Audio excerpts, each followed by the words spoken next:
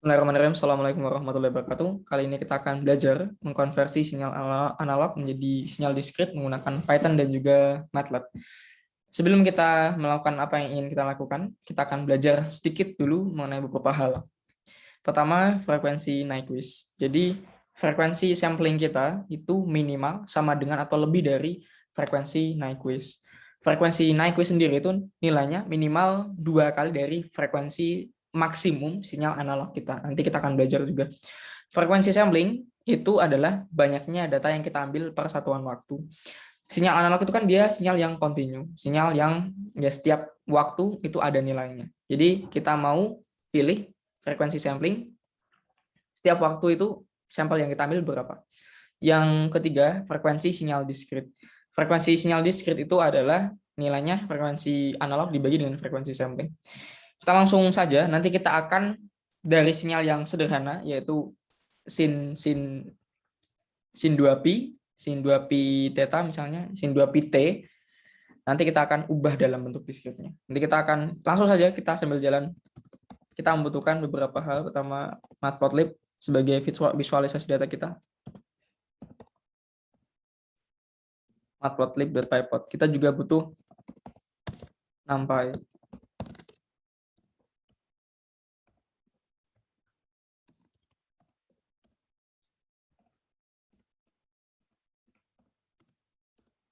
Jadi kita pilih waktunya. Saya mau pilihnya waktunya itu dia cuma 1 detik. Dalam 1 detik. Dari 0 sampai 1, dan jarak masing-masing titik adalah 0,0001. Ingat kalau kita pakai NumPy arrange di sini, yang bagian stop terakhir itu dia tidak dihitung sebagai titik. Jadi kita perlu tambahkan sesuai dengan jarak antar titik.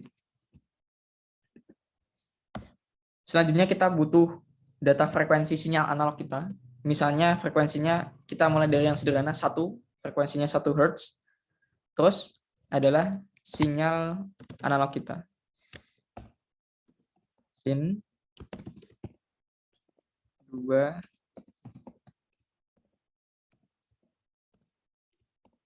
Ini adalah sinyal kita. Kita beri keterangan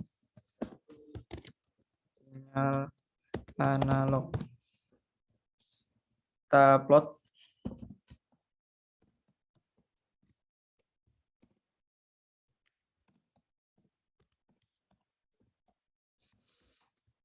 Ini untuk mengatur ukuran gambar kita. Nanti kita bisa sesuaikan sambil jalan. Dan juga kita atur DPI. DPI itu adalah dot per inch atau resolusi dari gambar. Semakin tinggi semakin bagus. Terus nanti kita karena ingin membandingkan dari sinyal analog dan sinyal diskrit, nanti kita buat subplot. Jadi yang atas sinyal analog, yang bawah sinyal diskrit. Subplot. Nanti kita buat 2 baris, 1 kolom, dan ini adalah gambar yang pertama.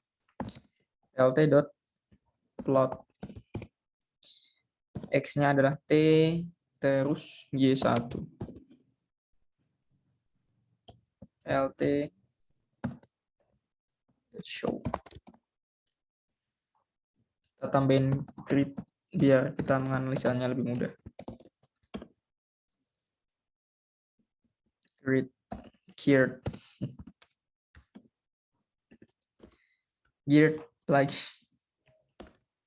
Grid. Ini adalah sinyal kita. Nah, kita set maksimum minimumnya juga. Yaitu Y limit. Y limit itu adalah limit Y-nya. Maksimumnya, minimumnya negatif 1,2, maksimumnya 1,2. Biar gambarnya enak dilihat. Ini adalah sinyal kita, sinyal sin X. Ya, dalam waktu 1 detik, dia ada 1 kali gelombang. Terus kita ingin cuplik dengan frekuensinya, kan frekuensi sinyal analognya kan ini. Berarti frekuensi Nyquist-nya kan 2. Jadi frekuensi sampling kita minimal 2 atau lebih. Itu maksud dari frekuensi Nyquist itu. Kita akan buat sinyal diskritnya.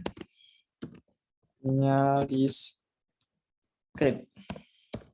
Sinyal diskrit berarti kita butuh, karena diskrit kita butuh pertama frekuensi sampling. Frekuensi samplingnya bisa minimal 2 atau kelipatannya. Misalnya 4. Sebenarnya kelipatannya itu ada alias. Namanya itu alias, sinyal alias. Sinyal alias itu atau alias. Sinyal alias itu ya alias ya, seperti alias. Jadi sinyal alias itu antara sinyal alias 1 dan sinyal alias 2 itu tidak bisa dibedakan. Kalau kita punya sinyal diskritnya, kita ubah ke sinyal analognya lagi, itu kita nggak bisa bedakan. Kalau fs-nya 4 berarti frekuensi samplingnya adalah 1/4 dari TS. Nah, gunanya fs, gunanya frekuensi Nyquist itu untuk menentukan itu, biar kita punya pegangan itu. Frekuensi sampling banyak data yang kita ambil per satuan waktu. Nanti jadi setiap 4 detik, bukan 4 detik, setiap 1 detik kita akan ngambil 4 data yang dimaksud dari fs ini, frekuensi sampling. Terus kalau banyak titik-titiknya itu kan berarti range mulai dari 0 terus sampai, kan kita 1 detik ya ceritanya, plus TS. Karena alasan plus TS itu sama dengan ini, karena saya pakai ampere range. Terus jarak antar titiknya itu dia TS. Terus karena diskrit kan dia jadi bukan sesuatu yang, kalau yang kita lihat sinyalnya ini kan dia sumbu X-nya itu ada 0, 0,1, 0,2, 0 dan lain sebagainya sampai 1.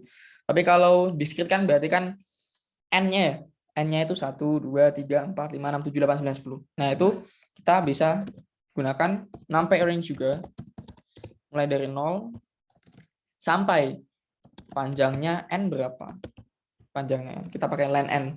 Ini kan ada data ya? N ini. Ini kan ada data isinya 1, 2, misalnya 1, 2, 3, 4, 5 gitu. Dan banyak. Kita bisa hitung banyaknya itu dengan pakai len N itu tadi. Jadi K-nya itu mulai dari 0 sampai panjangnya dari N ini. Panjangnya N berapa, dan juga jarak antar titiknya 1. Maksudnya itu gitu. Terus kita bisa pakai frekuensi ini, bukan frekuensi, sinyal ini, kita kopikan aja. 2. Ini adalah N.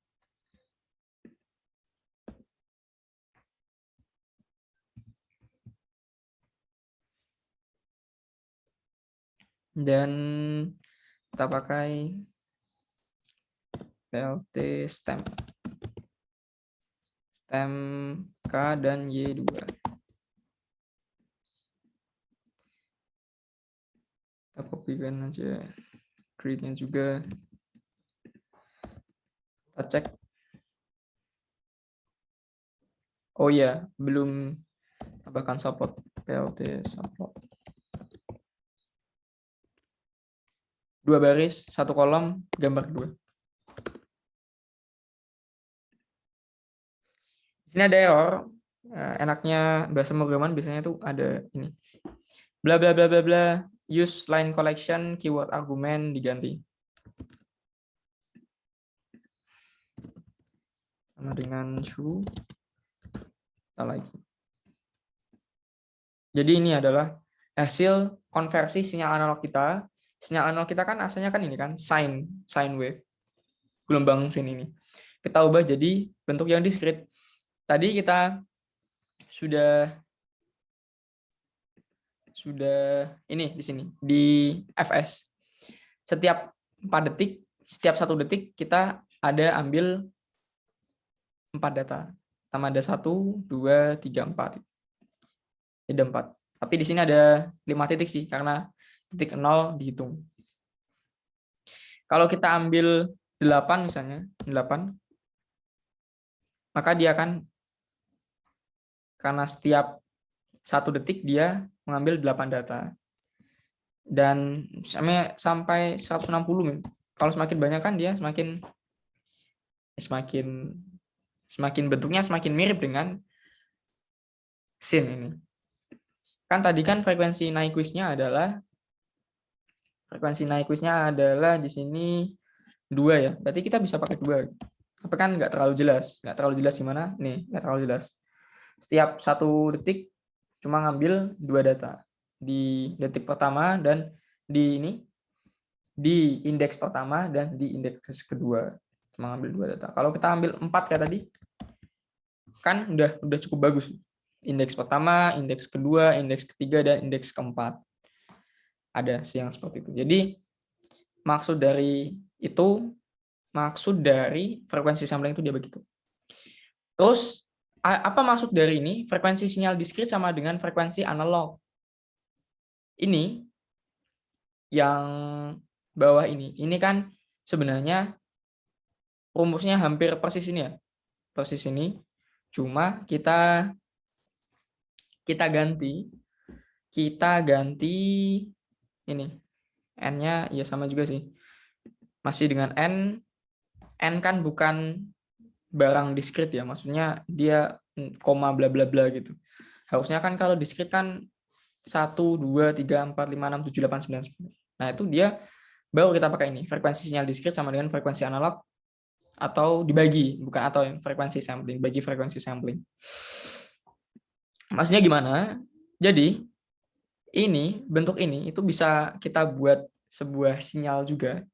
Sinyal yang beda bentuknya seperti ini.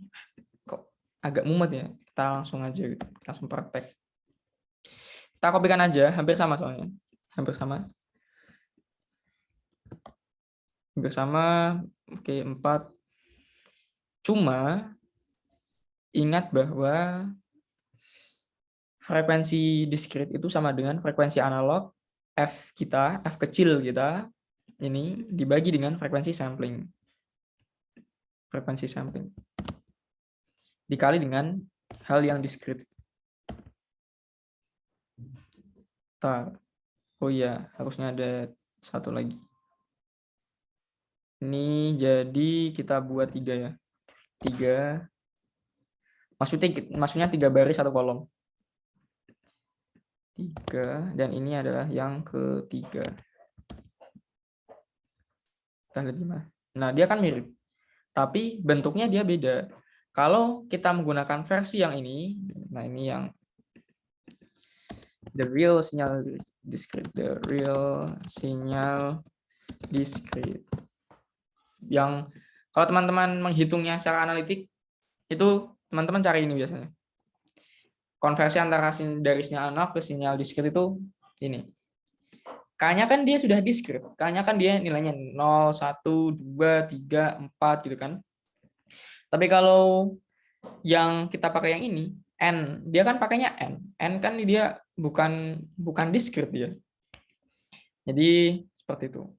Maksudnya frekuensi sinyal diskrit itu sama dengan frekuensi analog dibagi dengan frekuensi sampling itu ini.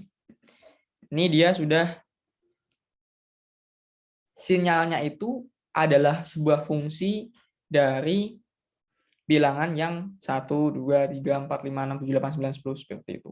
Tapi kalau kita buat seperti ini, kita bisa buat output yang sama dengan yang ini. Cuma ya memang itu kita dapat visualisasinya saja.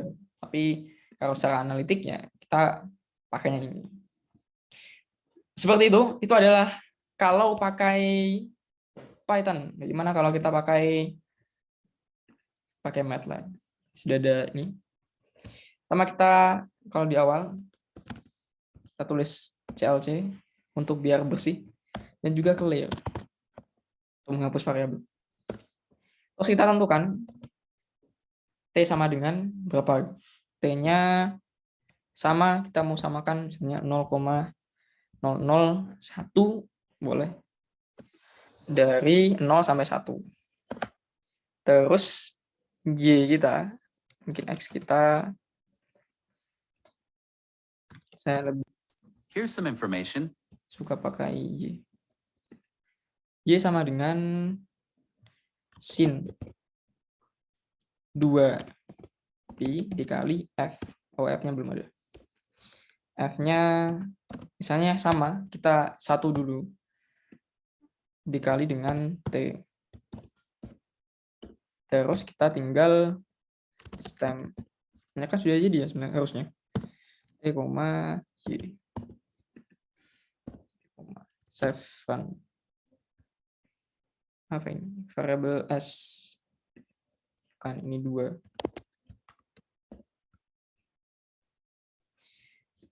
Oh, bukan stem, harusnya plot.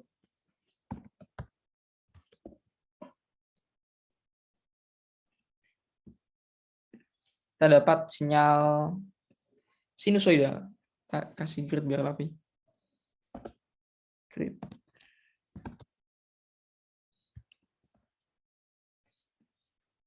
Ini adalah sinyal kita, dan kita nanti akan ubah sinyal analog ini menjadi sebuah sinyal yang diskrit. Caranya ini sama seperti tadi, tapi mungkin saya tidak akan menunjukkan cara yang ketiga.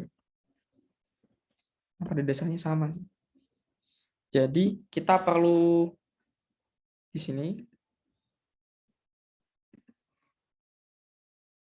kita kan sudah punya data frekuensinya ya. Frekuensinya kan dia di sini 1. Berarti ya minimalnya kita untuk samplingnya kita bisa 1/2 atau ya bagusnya sih 1/4. Ini minimal 1/2 boleh. Kan frekuensinya 1 ya. Frekuensinya 1. Berarti frekuensi Nyquist-nya kan berarti 2.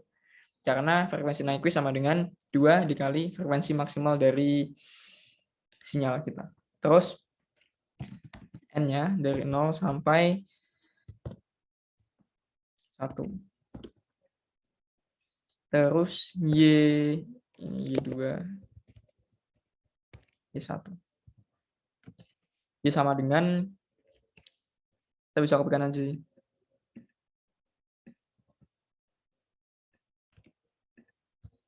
Tapi kita ganti dengan N.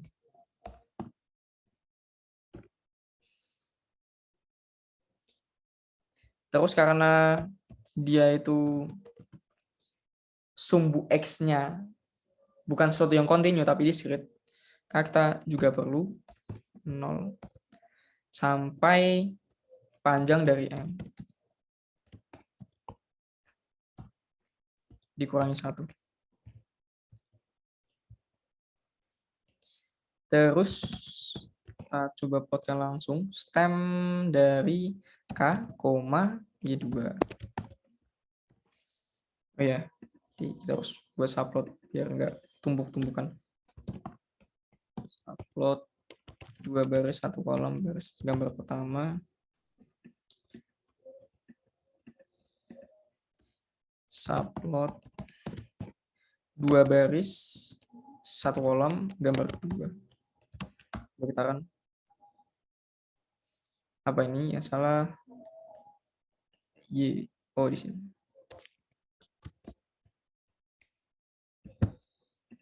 Nah, ini adalah bentuk dari hasil konversi sinyal analog kita ke sinyal yang diskrit. Ini kan sin dari nilainya dari 0 sampai -1 sampai 1. Dan kita ambil frekuensi samplingnya itu adalah 4. Karena kita dapat bentuk yang seperti ini hasilnya. Kalau kita tingkatkan frekuensi dari sinyal kita misalnya 20. Kalau frekuensi sinyalnya 20, maka frekuensi Nyquist-nya kan 40. Kita bisa pakai 40, tapi kurang bagus. Biasanya 40 dikali 2. Jadi frekuensi Nyquist-nya itu dikali 2 lagi, biar bagus. Kita cek. Jadi seperti ini. Ini adalah hasil konversi dari ini sinyal sin kita. Frekuensinya adalah tadi 20 ya, 20. Dan ini kita sudah konversikan menjadi sinyal yang diskrit. Jadi dia di sini titik-titik ini dia mewakili 1 ya, 0, 1, 2, 3, 4 sampai ada 80 titik. Jadi seperti itu. Ini masih bisa di smoothing bahasanya itu. Bisa ditambahin misalnya label, X label. Tadi yang Python nggak saya kasih. Ada waktu milidetik.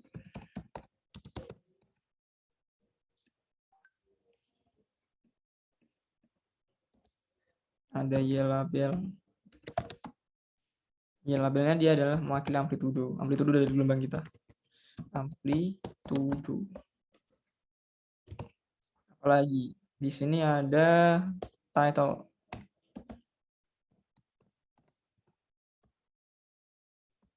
Title-nya sinyal kontinu. Sinyal analog X. Maksudnya X underscore itu maksudnya nanti dia di subscript berarti ya, yang dikecilin itu. Kan kalau analog X sinyal analog. Dan maksudnya dalam kurung T dia bergantung dengan T. Kita kopikan aja kalau sama grid yang suka sekalian nggak apa-apa.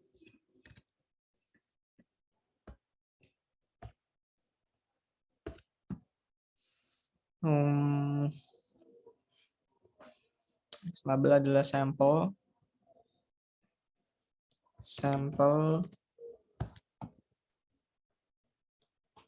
Terus ada amplitudo sama sinyal discrete.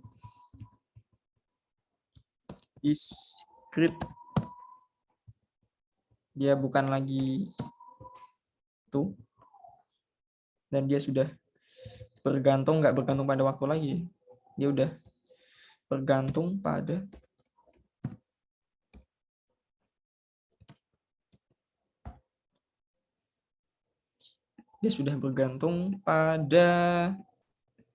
ya titik sampelnya.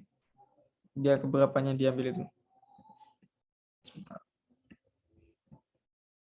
Nah, seperti ini.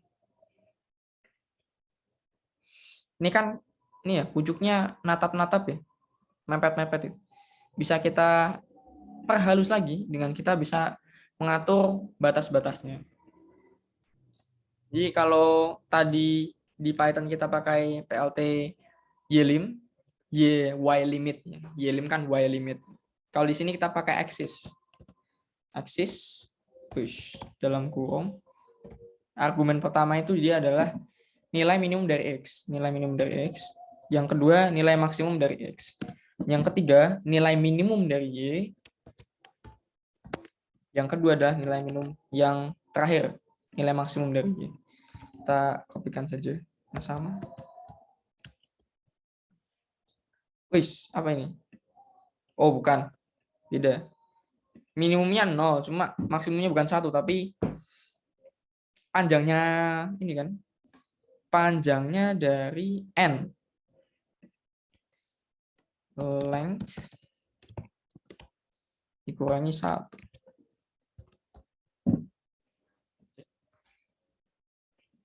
Kak, sudah lebih rapi. Kan dia grafiknya nggak natap-natap ya, nggak. Jadi melihatnya lebih bagus. Itu saja dari saya. Semoga ini membantu. Terima kasih. Assalamualaikum warahmatullahi wabarakatuh.